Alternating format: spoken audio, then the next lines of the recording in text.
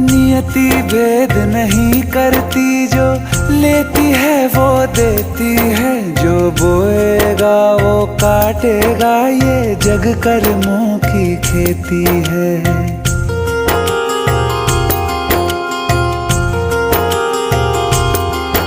यदि कर्म तेरे पावन है, सभी डूबेगी नहीं तेरी नाव कभी।